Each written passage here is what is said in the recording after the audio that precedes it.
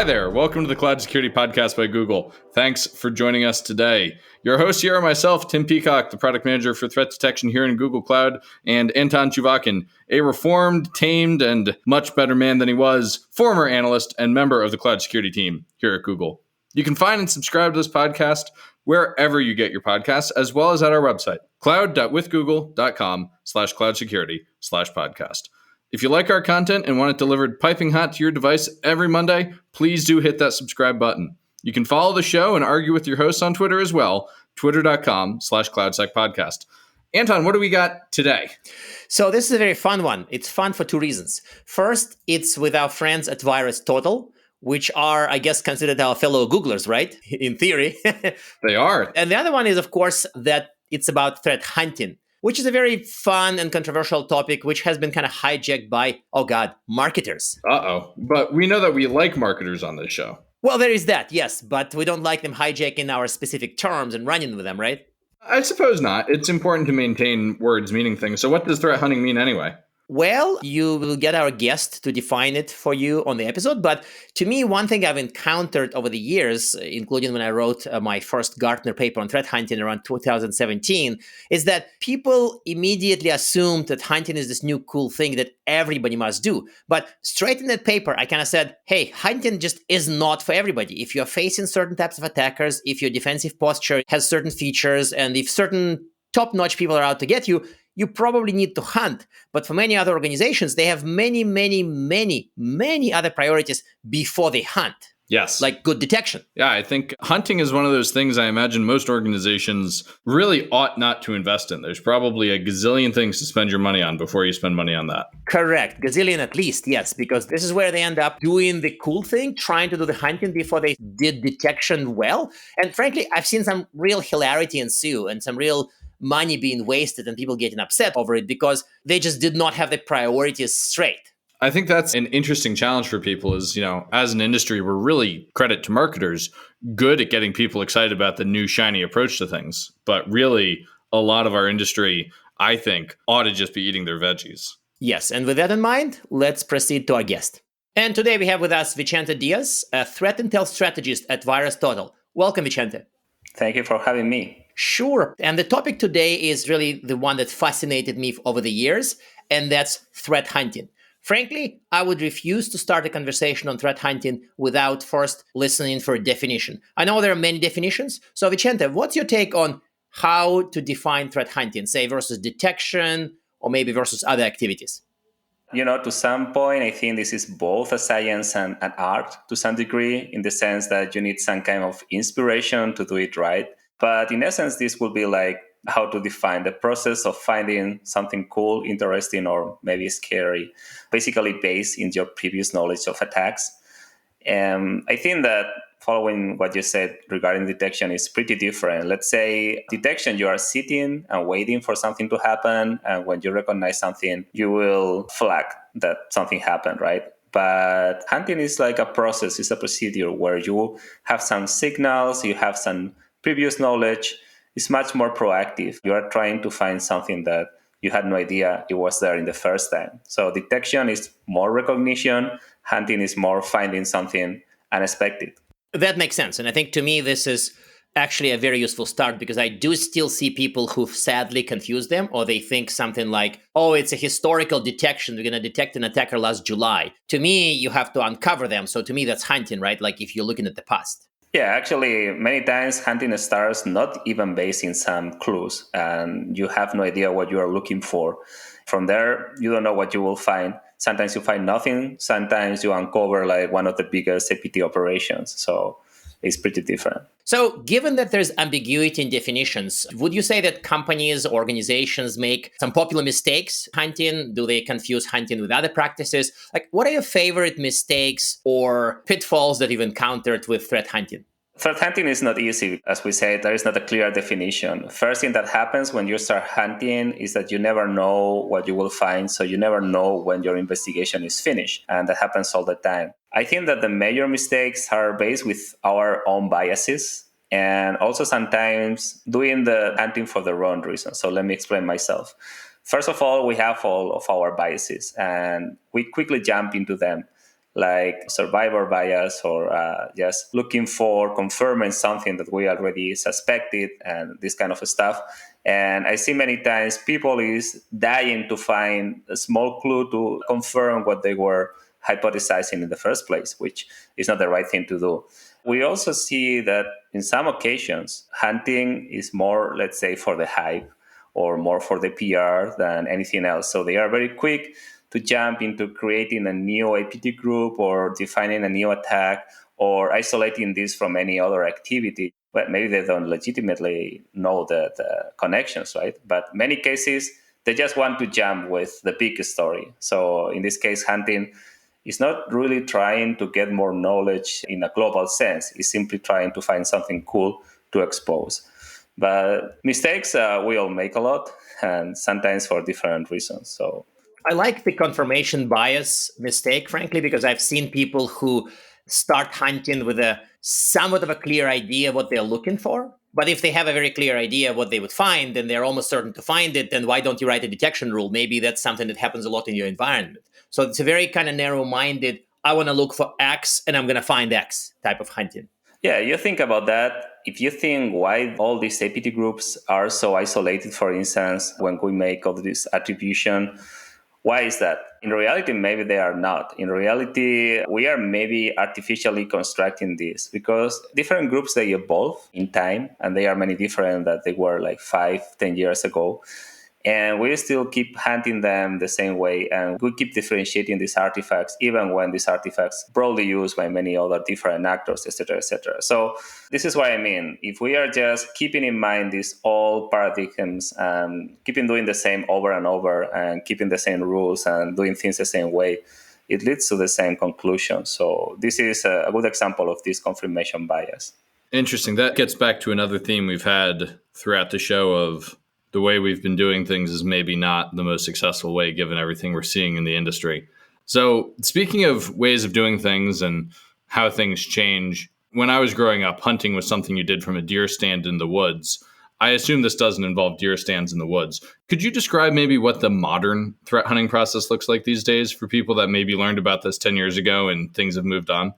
Yeah, I think that, well, most of people, when they start doing threat hunting, first of all, you have different motivations and you have different reasons, and the process obviously is different, right? But most of the time, what we have is something to start our investigation with. And many times, this is something provided by some external provider, like threat intelligence provider, or maybe published by some security company. So we start with a bunch of indicators, a bunch of YARA rules. And this is, well, some people, they simply stop here and they do nothing. But usually we want to learn about the infrastructure.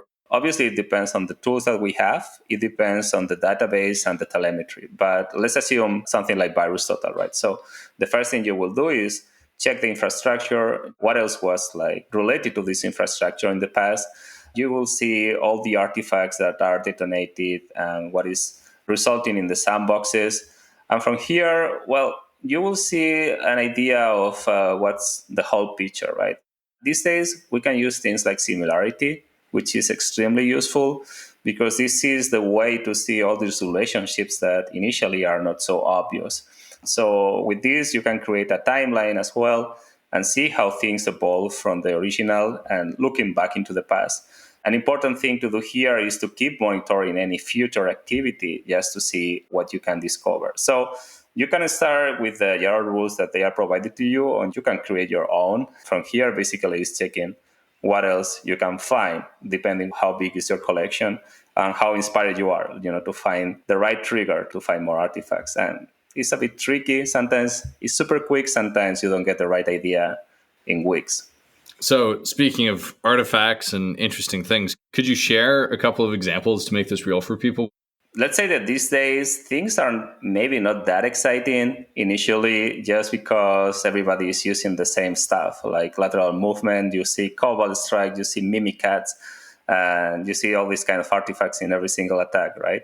But this is because it's working from one side. For the other, it's good to avoid attribution in case you care about that, which many people don't. I mean, in other cases, you simply don't have the telemetry or the means to check into, let's say, networking hardware. There is no way for you to check what's going on there. So it's unfortunate that you cannot use this. But some of my favorite cases, I remember one, it was related to some ransomware attack. And in this case, the attackers, they were in a very tightly secure environment where they couldn't execute their scripts. So probably you heard about that. But what they did is they download a full virtual machine. And the whole idea is that they just wanted to execute one script that was inside of the virtual machine just because it was the only way they had to execute it because the environment was very well secure. So these kind of crazy things that it will never occur to me, they occur to the attackers, right? I would say that these days everybody is very worried about supply chain attacks. We saw a good example last year for a good reason. Unfortunately, it's difficult to extrapolate lessons learned from these attacks in the sense that they are pretty unique in every case. And we cannot say, like, doing this or that, we will avoid the next supply chain attack. So in your examples, you mentioned ransomware, right? Which in this case, I'm assuming you're talking about the malware component of ransomware business. So I guess in the old days, unlike with Deer and team, I assumed hunting implied you're hunting a human attacker. So I'm sort of a little bit lost as far as where do we go and hunt for malware? Like, shouldn't ransomware just announce itself and then we wouldn't have to look for it? Or are you talking about detecting it early, but then you're detecting, not hunting? So could you clarify a bit more about hunting for malware versus hunting for human attackers? And I know what you are saying here. In the end, it's human attackers what we have on the other side, right? This could be semi-automated attacks, but if we know how they are acting, we can prevent them to attack us. And we have seen this in the past from these APT groups. We understand these are operators. Operators may upset mistakes, and they basically use the same tools over and over. They have like their playbook, and they keep repeating. So if we know the playbook, we can somehow anticipate what is the next step. The thing is that I believe, this is a personal opinion here, but I think that in terms of TTPs, there is still a way to go. It's not so easy to understand, and especially to characterize how an attack works. And we are doing big steps. We have attack MITRE framework and everything, but still everybody is doing this in a different way, and it's difficult to automate, and it's difficult to find some steps that happen in every single attack into these huge metrics. So the problem is that we're hunting for people, we are hunting for these attackers, and we want to disrupt them anyhow. But it's really difficult. It's really difficult to characterize and to put this information and to make it actionable. This is really tricky. So that's why I think it's not really working at this point. So these days we are hunting for malware. And unfortunately, in some cases, this is really tricky, especially as we said before, for lateral movement, everybody's using the same stuff over and over. So how can you use this to characterize different attacks and different attackers, right? Yeah, so we should be hunting for people, I guess. But these days, I think we are still not ready for that. So when it comes to hunting for attackers, what does it look like when they know that they're being hunted? Are there tricks that the bad guys use to avoid being hunted? Deer just wander around the forest. They don't really worry about the hunters. You said it. Some of them, they don't care. They are being detected, and so what? So in some cases, they do. In these cases, we see them doing all kind of strange tricks in order to avoid attribution. Like what? Let me give you a couple of examples, like out of my mind. If you're familiar with VirusTotal, let's say you find some malware in a document, and this is a macro, which is executing and is doing some evil stuff. So in the old days, you go there, you check the content, and there is a limit in the number of lines of text code that you will see in VirusTotal, just because of efficiency. The attackers, they realize about this. So instead of starting their macro right away in the code, they put like 250 lines of trash. No. Yes, for avoiding the analyst to see the lines of original macro, the malicious stuff there. And this is one example. Also, I was talking to some researchers, and they said, hey, I'm having trouble because I don't find some stuff in RetroHands. And I know it's there, and I cannot find with my YARA rules, but the YARA rules, they work locally. So we were checking. And again, we had some limitations in the size of the files that are being scanned in RetroHands. And they are abusing that. They are making them slightly bigger, yes, to avoid them to be found. So it's this kind of game. It's like anti-sandboxing evasion and things like that. So basically they are finding how we are detecting the tricks and they are finding the way to evade. This is something that for some attackers, they are aware of that and they are trying to exploit, let's say, our weaknesses of just checking the tool and believing what we see with our eyes. And there is a perfect example about this. Maybe you remember about Olympic Destroyer. It happened in the Olympic Games in South Korea. It was in 2018, I believe. So if you didn't do at the time, I highly recommend to go now and check every publication that was at the time from different security vendors. So basically, every big security vendor was doing their own analysis. And all of them, they have different attribution. You may ask yourself, why?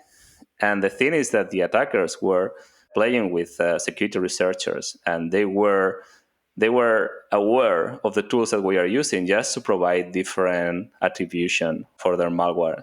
Actually, what they did is they forged the P header to make it look like it was from Lazarus, which will make perfect sense because Lazarus is attributed to North Korea. So in this case, you can imagine that Lazarus will be interested in doing some badness in the Olympic Games in South Korea, right?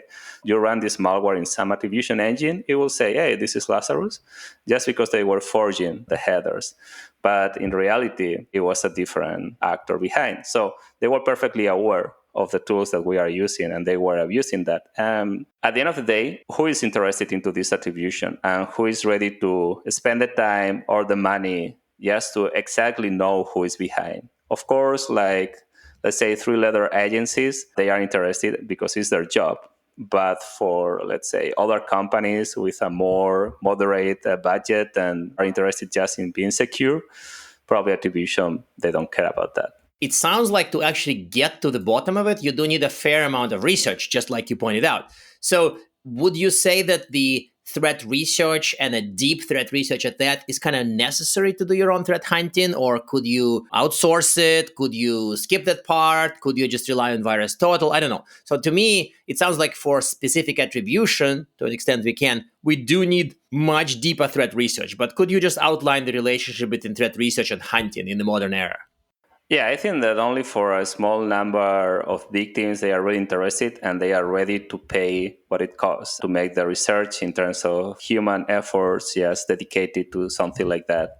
I think for most of the cases when it's crimeware and things like that, most of the people, they don't care. They just want to be protected somehow.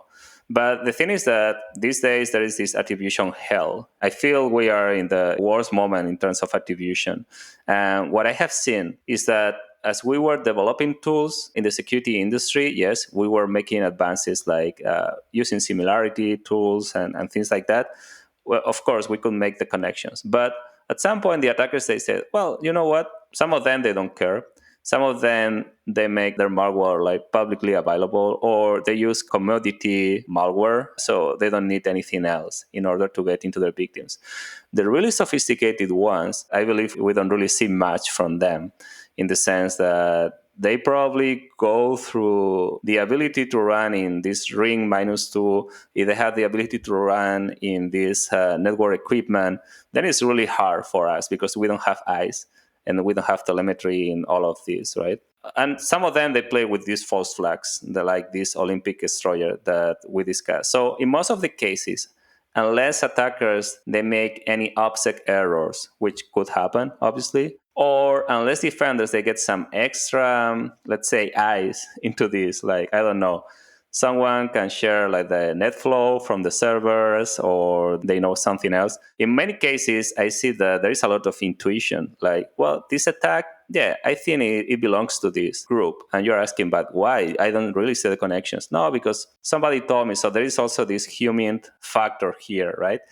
And it depends on, well, everybody has partial visibility. Maybe someone has better visibility, which means maybe they have access to the network of the attacker or something like that. So this is a small circle with rumors, like sharing partial information. But let's say this is the last stage of this attribution, where like true experts that know all these actors by heart, and they are sharing this information in private circles. But for, let's say, any security analyst, just getting this from scratch and trying to make this connection will be extremely hard. As I said, I think that for most of defenders, this information is not that valuable. I think I agree with you on the value of that kind of information. It makes us feel good to know it, but I don't think it actually helps us in our mission as defenders. I want to roll back to an earlier fork in the conversation here and talk about YARA rules. Could you walk us through like the evolutionary journey of a YARA rule from a threat hunting artifact to a detection artifact? Is that even a life cycle? How did YARA rules evolve in people's process from hunting to detection? This is very important because some people, they don't really think about that much, and they think that the same YARA rule is valid for everything, which is not true, obviously. Like you can use some much broader YARA rule just to start your investigation, and then you keep narrowing it down if you want to go for detection, obviously. I would say that most of the time you want YARA rules for hunting, but I wouldn't say detection, purely detection. I think that you need many more factors to say this is malicious for sure. But for hunting, they are excellent. Probably they are the best tool we have as researchers. Usually, I like to start with a bunch of samples, and I like to start with automatically generated YARA rules, which many people, they hate, I understand. Because usually they are very broad and they are terrible.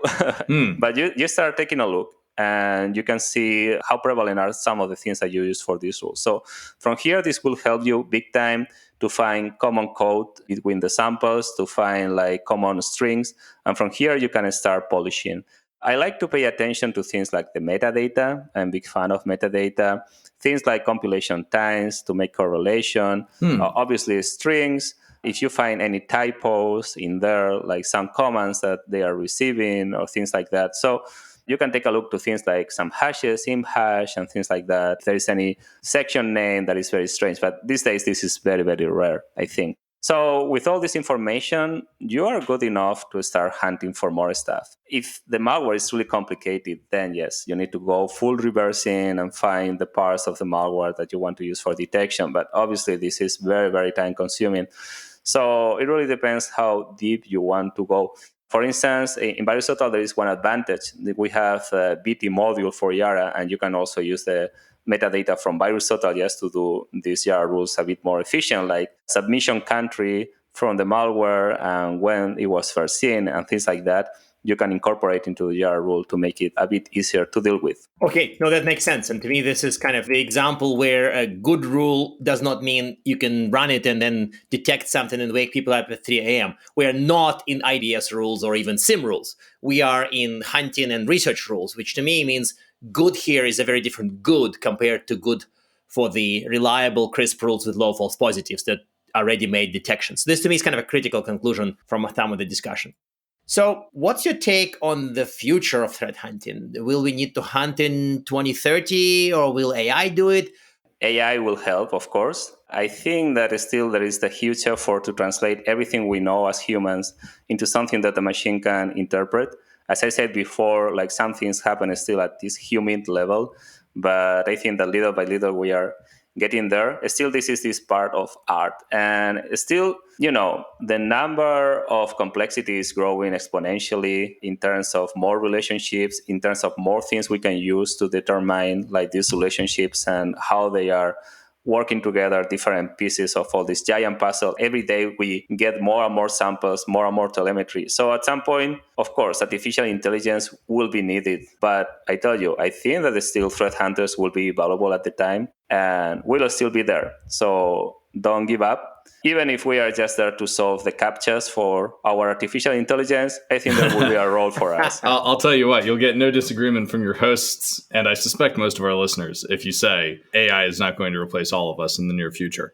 So with that, I want to move towards wrapping up and ask you our traditional closing questions. Do you have recommended reading for our listeners so we don't leave them empty-handed? And also, do you have a practical tip that they could follow to improve their threat hunting experience? Yeah, I have a reading, but it's not related to any of this. But it was about Kasparov. He was discussing his experience with Deep Blue when he lost the World Championship for the first time against an artificial intelligence, in this case, playing chess. So I don't really remember. I think it's called Deep Thinking from Kasparov. So this is my recommendation for reading. I enjoyed this book. In terms of pro tips for hunting, my pro tip is to learn more about the mental biases and to read a lot and try to apply these mental biases in a critical reading every time we see a publication from a vendor or from whoever, and try to understand what kind of things the analyst was thinking. And the best way to do that, I found, is to read the YARA rules, because in a YARA rule, it's not like an IOC. Here you go, this IP, but you see what the analyst was thinking when he was creating this rule. So I think it's a very interesting way to learn from the others. That is one of the more deep thinking sorts of tips we've gotten so far on the show. Vicente, thank you so much for joining us today. Thank you both. I really enjoyed. And now we are at time. Thank you very much for listening and, of course, for subscribing.